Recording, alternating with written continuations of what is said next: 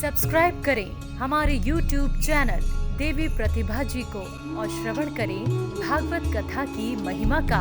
साथ ही bell icon को दबाना ना भूलें।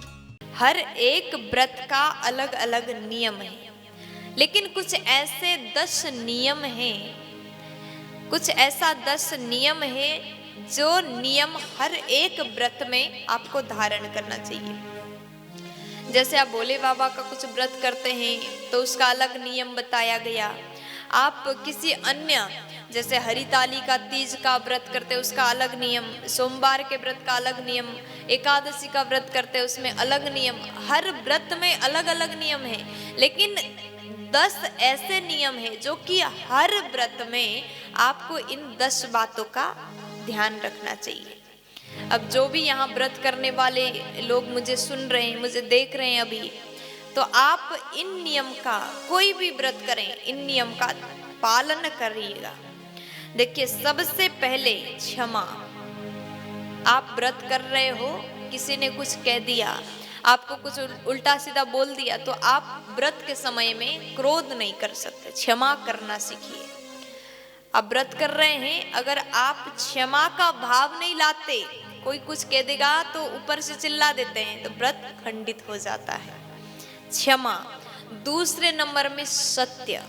आप व्रत कर रहे हैं और झूठ भी बोल रहे हैं तो वो व्रत पूर्ण नहीं माना जाता। सत्यता का धारण करिए, पालन करिए। तीसरे नंबर में दया, दया भाव होना चाहिए, ये भी व्रत का एक नियम है। और चौथे नंबर में पवित्रता, हमारा मन, हमारा शरीर पवित्र हो। पांचवें नंबर में दान का भी भाव हो। हम व्रत कर रहे हैं तो व्रत के दिन में कुछ दान कर दिया तो उसका बहुत सुंदर फल हमें प्राप्त होता है। और उसके बाद छठे नंबर में इंद्रिय संयम का होना भी बहुत जरूरी है। सातवें नंबर में भगवत आराधना। कुछ लोग कहते हैं ना, व्रत करते हैं, किसी किसी को देखने को मिलता है व्रत तो करते लेकिन दिन भर बातचीत करते। व्रत कर रहे हैं, भूख लगी है, चलो टीवी देख के टाइम पास करते हैं, मोबाइल चला करके टाइम पास करते, फेसबुक चला करके, व्हाट्सएप चला करके टाइम पास करते। व्रत करते हैं तो टाइम पास नहीं करना। व्रत करते हैं तो आप पूरा दिन भगवत आराधना करें, भगवान का नाम जाप करें।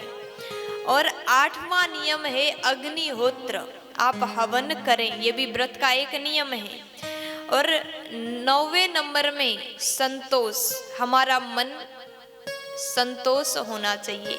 हम व्रत व्रत कर रहे हैं और किसी भी चीज में असंतुष्ट हो गए तो व्रत में कहीं न कहीं दोष लगता है। हमारा मन में संतोष हो। और 10वें नंबर में व्रत कर रहे हैं, किसी का कुछ चोरी नहीं करना चाहिए। चोरी करना भी ये महापाप है।